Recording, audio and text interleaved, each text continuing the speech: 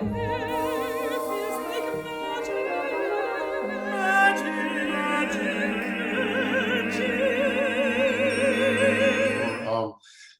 joining me in this on my first video interview for Opera Cultura. It's going to be a series of interviews, hopefully over several months. We'll see.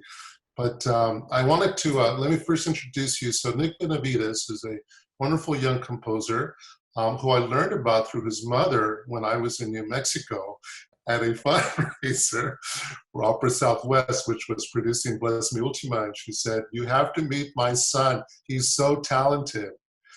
and then we exchanged a couple emails, and then I saw you at a rally in San Francisco.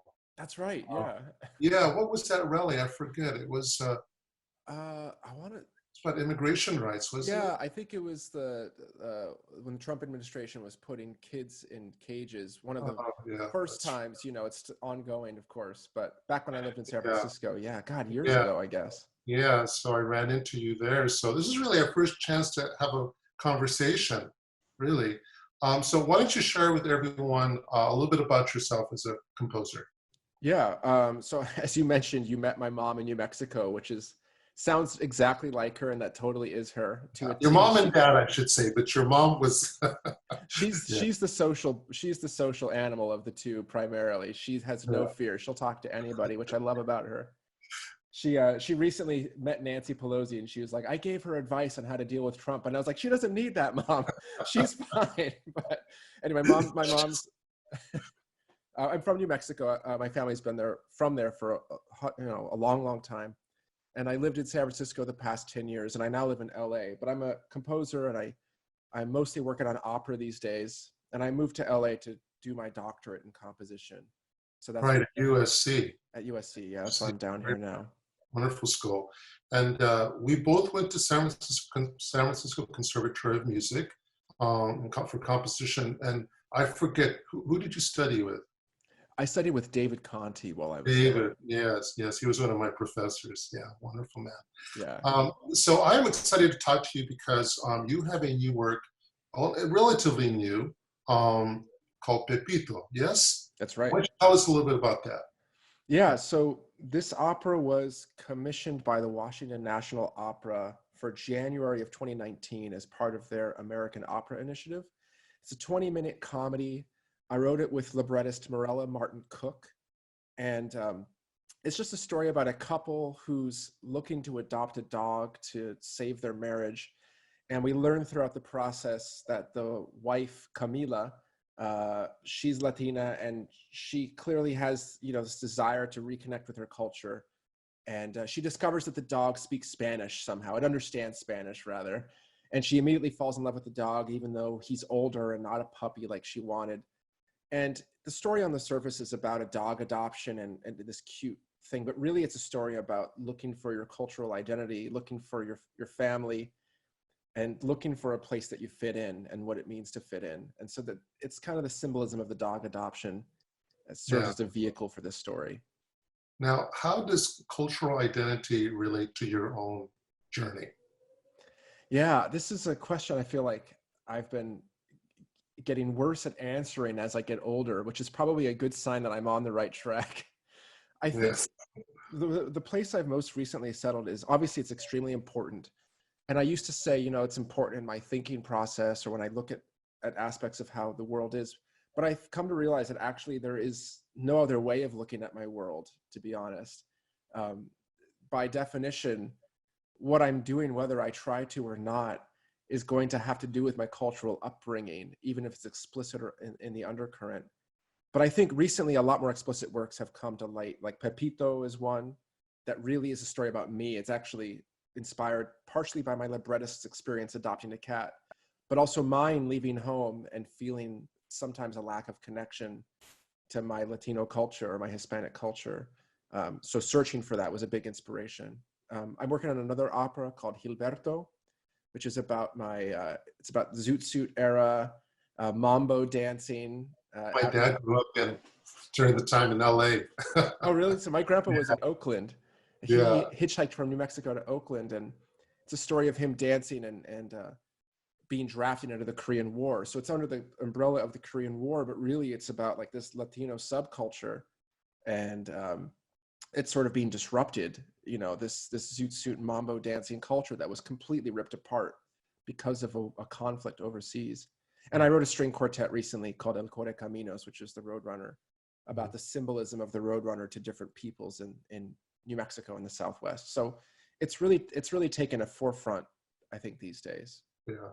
My own interesting about cultural identity, because that's always been something that I've explored throughout my life, is, you know, sort of where, you know, because we're both Latinos, we're both Mexican American, but we're sort of Mexican and we're American. We're not Mexicanos, right? Which is very different. And then as I learned when I was researching Bus Mi Ultima, even the culture, the Latino culture, the Latinx culture, is the New Mexican culture of Latinos, very different from California. It is, You know? it's very different. Yeah, so it's interesting that you've been on this journey. And what I know about your work is that, and you can correct me if I'm wrong, is just in the last few years, you've started to lean more into writing operatic work. Is that correct? That's correct, yeah. Okay, and so how come? Why? I think, you know, I got into composition because I liked film music, like so many young composers. And I just love drama and the stage. And I used to sing and perform too. And I think I'm just happiest when I'm telling stories. And I think opera is one of those mediums where I have so much family that doesn't have any experience in classical music at all. Like I didn't have any before college, but somehow when you tell a story, when you put people in costumes, when you give them words, when you give traction to something, even like my grandparents or my aunts and uncles, they can all follow along. Whereas when I have a piece of music that is really abstracted, like string quartet, which I love my string quartet, and I like working in that medium, there's a little bit more of a baseline you have to build to communicate with people. And I'm not saying that's bad. That's actually very interesting that we could have this communication without words and stories. But in opera, the fact that you don't have to tell anybody, oh, I wrote a piece that uses this cool scale and I built this structure and it's symmetrical in 4 different ways and that you'll listen for that. Whereas you just drop them in there on measure 1 and they're like, okay, what the hell's happening to this guy on stage right now, you know? Yeah. And I think that's super appealing. And also you mentioned something important, which was, you're right. Like, I don't like to tell stories about, I consider myself very American, right? And so my stories are very much about like the American Latino experience, not an experience elsewhere. And all my stories are really based on this culture within a culture, which is nestled within another culture, as you pointed out, the New Mexican culture. It's like this Right. nesting dolls of cultural things, but it's specific and it's what I know. And so I like working there. Yeah. Well, I think it's it's the power of opera. It's theatrical. It has all of the elements of the orchestra and scenery and lights, and of course, it is the most expensive. As a producer, yeah, it's one of the most expensive art forms. But there's also something very unique about opera, which is I always call it the 4th character, which is the orchestra. So something can be happening on stage, but the orchestra informs the audience in a way that's very different and sometimes contrary, right? So you want to talk a little bit about that? Oh man, how you explore that in your own work? How you use the orchestra to tell a different story or reinforce the story? Yeah, that's such a good question. And I think it's one of the distinctive things, like the unsung hero of the storytelling, right? Because as you know, in your work as well, I mean, you could say something like in Pepito, he says, te quiero, like I love you, to her. And she doesn't really understand him because he's a dog. We, the audience, do. But the orchestra helps show that it's a genuine emotional feeling, right? It's the colors of the ensembles and the instruments help the listener to know, without even knowing what instrument it is, that this is a genuine emotion. And later on in Pepito, in that opera, David says, I love it when you speak Spanish. It reminds me of how hot you are. And that could, depending on how the orchestration works, it could be genuine, but we can tell immediately from the orchestra, I think, that he's being a little shallow. He's kind of cracking a joke that's falling flat, that's not appreciated in the moment. And those words are so simple. Morella is so economical with what she does. And I think us as composers, well, you're also a librettist and composer, but us as, when your composer mind is on, I'm sure you're thinking like, how many 5, 6 different ways could this line be portrayed? And the colorations of the ensemble really zero us in on one single interpretation that should be correct. Right, right. So what do you see, and where do you see your, I know you're working on your doctorate. Now, where do you see yourself in 3 to 5 years? What is it that you see yourself doing? I don't even know at this point in this kind of climate. Yeah, all of us don't know, right? I don't even know what to do, given what's happening in the world right now, right? I mean, but, 2 months ago, I would have said I really love teaching. I love my students. The reason I'm getting my doctorate, you know, I tell students this all the time. You don't need a degree to make art or to compose. Like, you can be an artist if you just make art. The reason I want the doctorate is clearly I want to teach and I want to work in a university with students paired up with writing. But, you know, I don't know how that'll work. I'm at peace with the fact that I'm learning a lot. I enjoy my program and my professors. And if I become a better composer and I scratch a living, that'd be great. But in my dream world, I'd be, you know, writing operas, a consistent body of work that I think tells stories that I think are important and meaningful, and writing chamber music and piecing it together. And if I'm unlucky, I don't know. I'll work as a barista. Now, I'm not in this video, but we'll have a conversation about what it's like to be an artist when you're not teaching, but that's a separate topic. Yeah. You know, but there's something that when you say that, it reminds me of something that Conrad Sousa, who was my professor at the conservatory, told me, and it was very true, is that you don't choose to be an artist. The art chooses you, and you can do all kinds of things in your life. But I think if you're touched in that way, you always have to come back to it. It's your touchstone. It's what keeps you going. You know, do you sort of experience that in your own life? Yeah, you know, I talk to my wife about this all the time.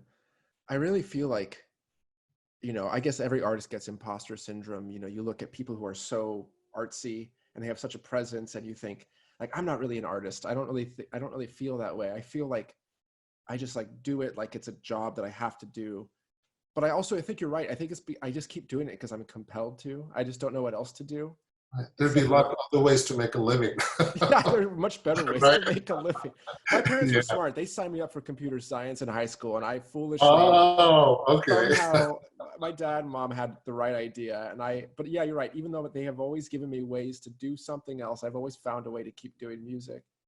And I don't know. I think you're right. Conrad Sousa is one of the few people, I was lucky to know him in the last few years of his life. One of the few people who spoke truth all the time and spoke it in prose somehow. I don't know how he always spoke in prose. Amazing man. But yeah, you're right. I mean, I just don't know what else to do. Even if it's stressful, even if I hate it, I frequently say I hate composing so much. I'll just like go for a walk and just fume about how badly something's going. But I somehow always find myself at the keyboard again, just continuing. Yeah. Well, it's been a great joy talking with you, Nick. Why don't you, and we'll mention it in the post, but you have something coming up very soon, right? On May 1st, I think. May 1st, the Pepito recording is being officially released on all major channels. You can pre-order it on Bandcamp, which, by the way, if you want to support us, Bandcamp is where we get the most money versus people buying it on iTunes, but you can buy it on iTunes and Spotify too. Okay. And yeah, so May 1st is the release date, which is, we're really looking forward to it. Okay, great. All right, well, thank you so much, Nick. And so May 1st, everybody, if you want to, I've heard some of the music and seen a couple of video excerpts, and it is quite a wonderful piece. So I really suggest you supporting this wonderful artist and enjoying listening to it. Okay. All right. Thanks so much, Nick. Thank you to you and to Opera Cultura for organizing this. It's such a nice Absolutely. idea. Yeah. Absolutely.